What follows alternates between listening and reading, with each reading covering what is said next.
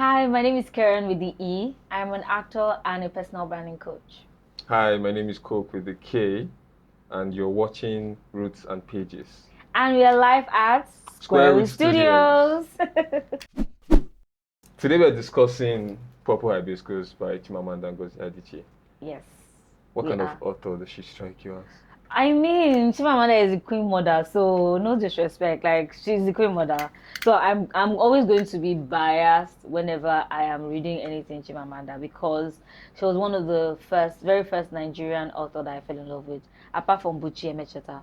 She was one of the very first I fell in love with. Yeah, I think she's up there in terms of like legendary status. Yes. Based on the fact that she has a kind of unique style, the description, and she has laid that down, and people try to copy it. We talked about it earlier about how I read. I'm not going to call the person's name because I don't want to drag anybody, but how I read a Nigerian author who just literally tried to regurgitate Chimamanda's way of writing and did a horrible job. Like, I kept skipping the pages. But the thing with Chimamanda is that even when she's being descriptive, the description is a part of the story. Yeah. So you can't even say, oh, you will miss something.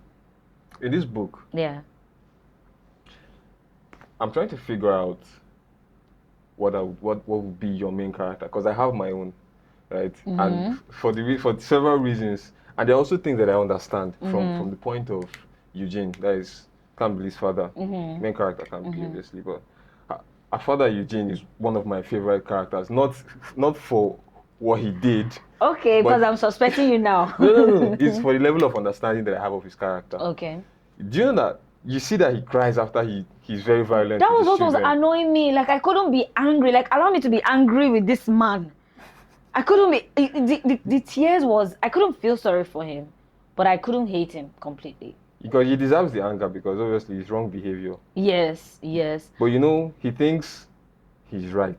Yes, and also there was a part where she now slipped in a bit of his childhood where that kind of abuse was meted to him by a priest. So he felt like he was right in his own way. World, yes. And I like the fact that, with Chimamanda, with what she did with this book, even the villains, you couldn't hate them completely, because there was a thought process behind what they were doing. Each character has depth. Exactly. The characterization was really good. I love the characterization. My favorite character though was Antiforma, because of what Antiforma stood for. Antiforma was the person who fought, like, she was the first line of oppression. Exactly. The first line of defense. And she was consistent, true and true. Yeah. Like, there was no point in time where she was a hypocrite, or she was, she was consistent, true and true. She stood up to Eugene. She opened us up to another world where Christianity tries to cover up, which is Papa Nuku being a traditionalist. And then we see where he was praying to Chineke and praying for his son with a lot of kindness. Yeah. So Antiforma she represents, I think I saw like a bit of myself in Antiforma. She represents I think Chimamanda was thinking ahead. She represents the now millennial women. Yeah, exactly. That modern view of life, that not only is modern in her own worldview, but also stands against the other way of doing things that is pretty violent and pretty, And guess what? This book was written a long time ago, so she's like a seer, because I read it 10 years ago in 2016. Yes, it's visionary. Okay. I read it for school. I read it for grades.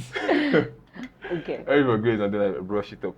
Something that touched me was how raw, revising the book, how raw it was in the description, in the level of violence. Like, right now at your age, if you see a family where the father beats his kid to the point where he dislocates his finger, like what he did to Jaja.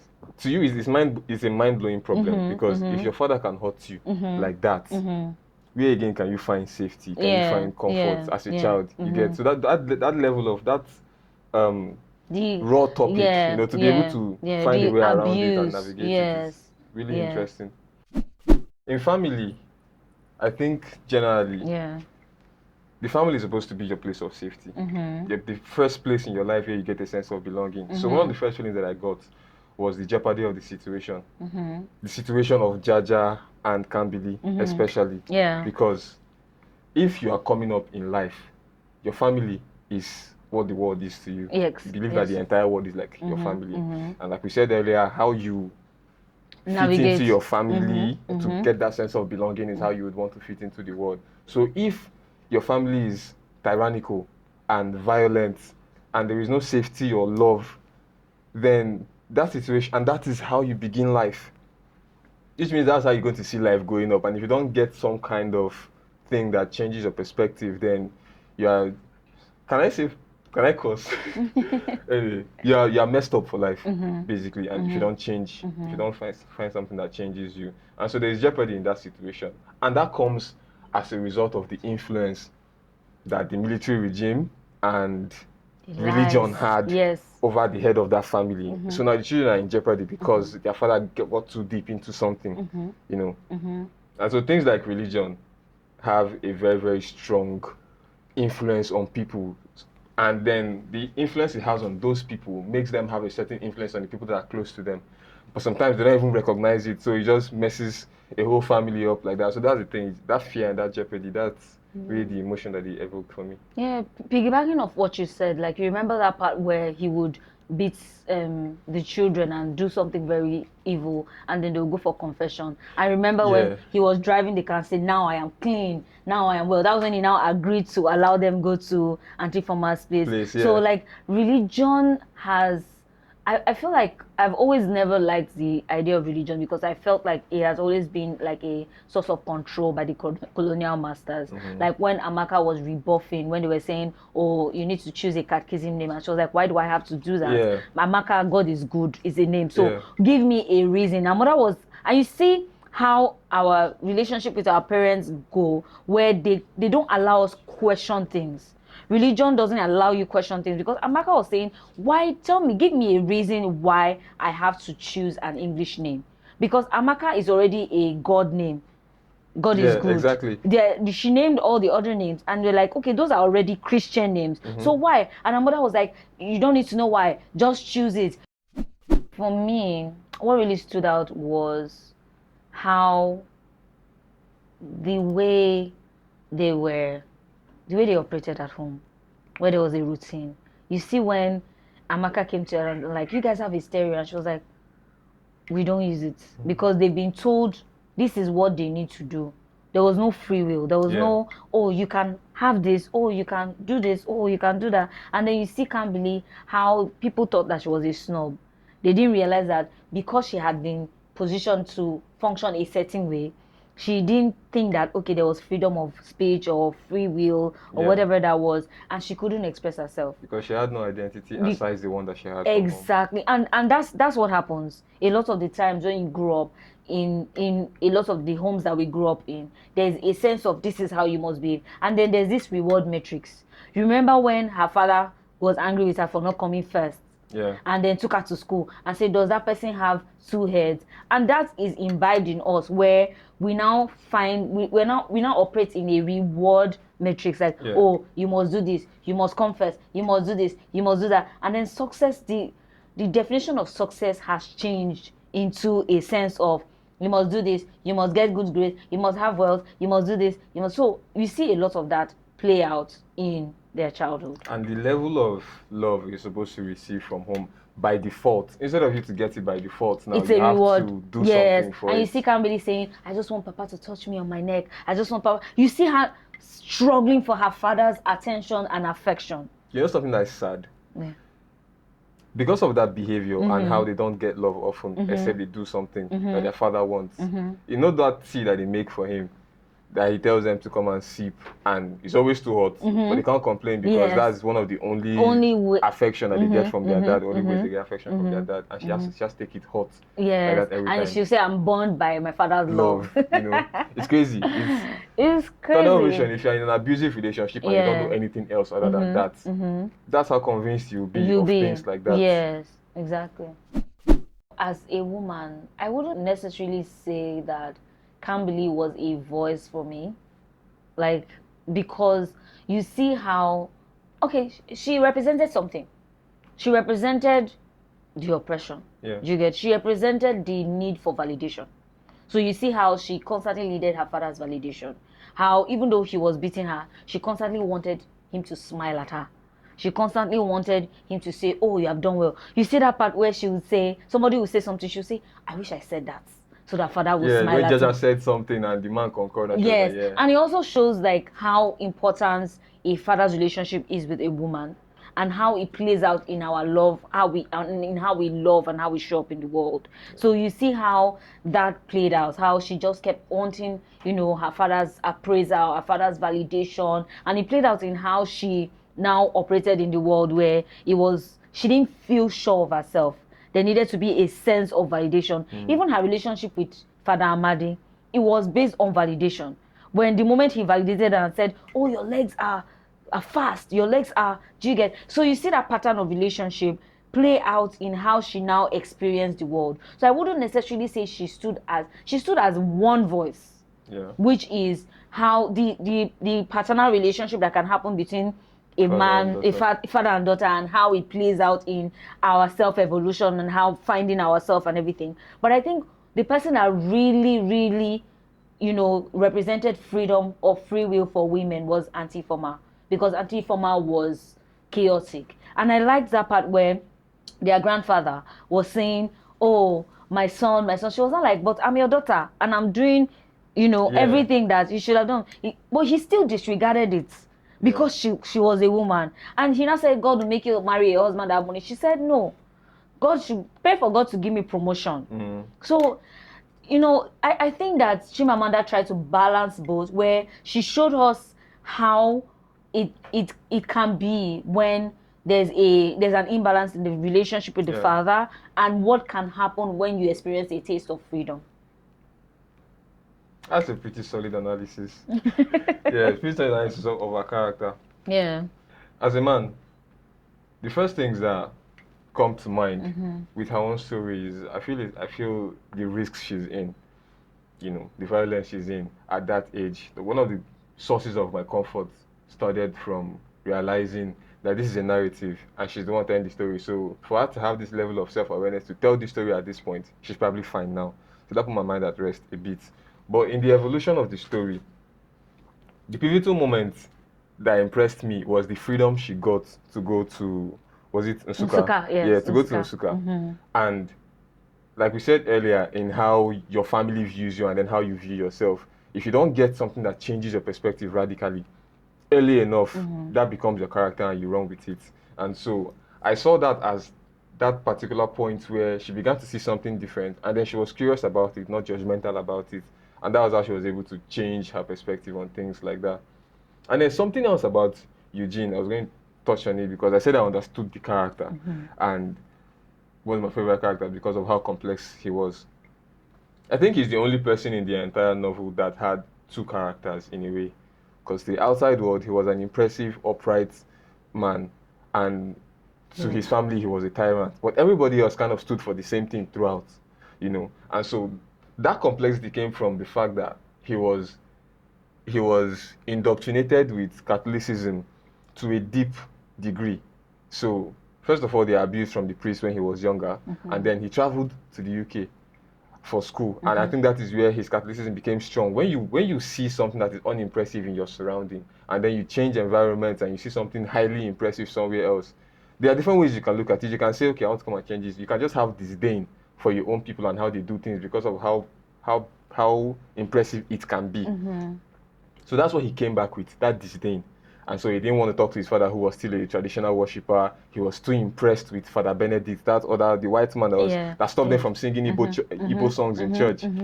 So impressed with that, to the point where he feels he has a new identity now.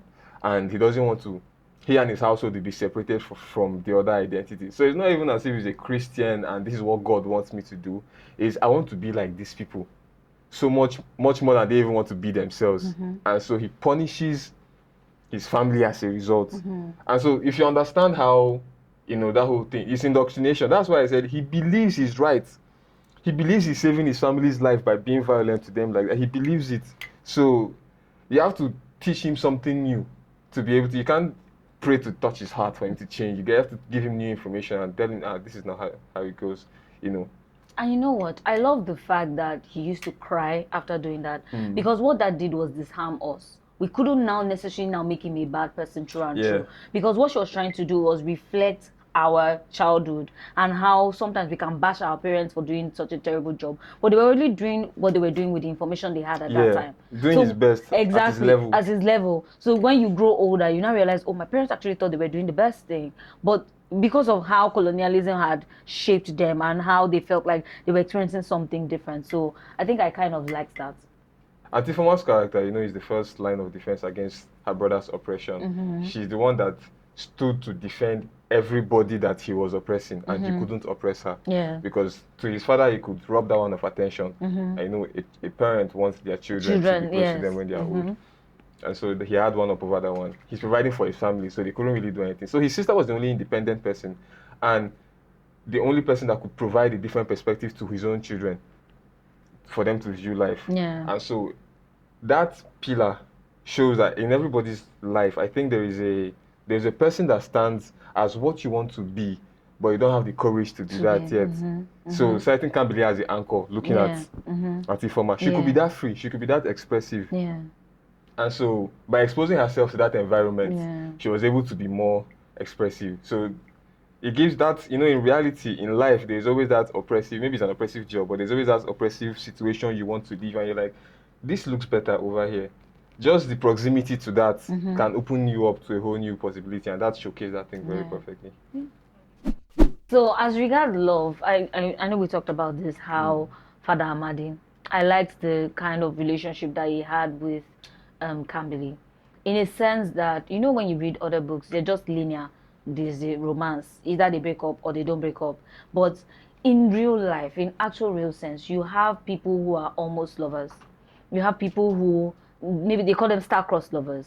Like this person, you have chemistry with this person, you have, a lot with this person, but at the end of the day, because you have different purposes in life, or life just takes you apart, you cannot end up together. But that person still has like a role that they play in your life. Like we see how Father Amadi was the person that made her very, come out of her shell, made her feel beautiful, made her outspoken. So at first, I wasn't happy with the fact that, because I'm a lover girl, I'm like, why? Is it gonna? But then I thought about it, I was like, yeah, she actually tried to portray real life as it is. We all have that one person who could have been the almost person, but we didn't end up with that person. So I liked that. That was a very bold stand for Chimamanda to take, and I liked it. It was a very clear depiction of how life happens sometimes to us. Yeah. It represents those people. Yes. And that relationship. That relationship. So I think that that's one character that stood out for me, and that's one thing that stood out for me. As regards the oppression with Papa Eugene, I mean, we've talked about it the entire time, how, basically, even till now in Nigeria, how they say, you should do this, you should that. There's a lot of expectations as regards what we should do. Even in religion, like sometimes they'll say, don't drink, don't smoke, don't do this. But when people actually go deep into it, this is not me encouraging you to drink or smoke, it's bad for your health. But I'm just saying that Chimamanda is telling us why we should question things. We need to now question a lot of the things that have been told to us that is right, because trust me, a lot of these religion that we practice are things that the colonial master have brought to try to reign us and control us. So they brought this thing as a system of control, and now it's time for us to break out of that control and express free will. If you're not doing something, there should be a reason why you do not. Like if I say I want to go on an alcohol fast, it's just because I choose not to. Not because somebody has told me somewhere that is a sin or something. Yeah, and you're just taking and you're just, exactly, because at the end of the day, it now questions your Christianity and your faith. How real is your faith? How much can you stand for something if you're just doing it because you are told to? Yeah, because if you're an order taker, you cannot explain, you cannot justify your actions to someone else. And how kind of human being do you look like when they ask you, okay, why do you do this, this, and this? And you say it's because they told me to. You're an autonomous human being. That doesn't make any sense. Exactly. So, yeah, basically what my mother was trying to say is the need for free will, the need to think, the need to challenge the status quo, and the need to also do better. Basically, because we see how, Amaka now, starts to be more outspoken. We see Kambili saying, I want to go back to Nsukka, I want to do this. I'm like, she's now... Yeah, her bubble has swollen. She has more room now exactly, to she's express now, herself. Like, we can choose the life that we want. Yeah. She was now orchestrating the kind of life she wanted. I want us to go to Nsukka, I want us to do this, I want us to do that. There's this complexity with Papa Eugene's character. Yeah. That, like I said earlier, the irony of how he treats the inside and the outside, and that chaos of identity is present in a lot of people. And I think Chimamanda shows the extent to it, the damage that can do when you're not true to yourself. You don't know who you are, or you're not sure who you are. You know what that can make you do is insane. So in his own perspective, he was getting validation from the people. I need to say this right. The people who he needed to get validation from was his family, but he was seeking it from outside. Yeah. And so, for you to act right and be in alignment and be a good person, it's the people you are affecting that should give you feedback. But he's giving bags of rice to women, donating heavily to church, attending every mass, and then the people in the congregation and the community people are telling him that he is all this. You get, he's perfect, he's all this, but he's living a fake life. And then back home now, people who he's accountable to, he treats them the way that he feels like. He doesn't feel any form of responsibility towards them. And you know, love is about giving. And giving, it means it takes from you. You get, it's some kind of sacrifice. So if it is easy for him to act in a fit of rage and he feels like beating Jaja, so he beats Jaja. He feels like slapping himself, so he slaps his wife. He's not giving anything. He says it's love because he's protecting them from hell. But that's the wrong definition of love. Love is giving. You get, it will cost you. And so he didn't do that for his family emotionally. And so for her to write that character with all these corners to him, you get, and all that personality, I think is impressive that she portrayed him like that and delivered him. Yeah, it's very impressive how she also, like you said, validation, how we pay so much attention to external validation. Yeah. And I say this, that Chimamanda was a prophet because her book is timeless. Even now, you see how it plays out in social media, how people are more concerned about external validation. Yeah. We live our life basically more concerned about external validation instead of actually working. You know, we're talking about how now I'm being more conscious of who I am as a person and how I show up in this world. It's very important, but a lot of the time we live life outward inward. What do people think about me? What does society think about me? What is church saying? What is this saying? Which community are you in? And we actually do not think about who we are as people. There's no time for reflection on who we are and how we actually. Because it should be, does this agree with my identity? Exactly. I love that thing you said. A lot of us have grown up that way, and this social media era has even made it more profound. It has made it more profound because people are one thing on social media and they are another thing in actual real life. Yeah. So yeah.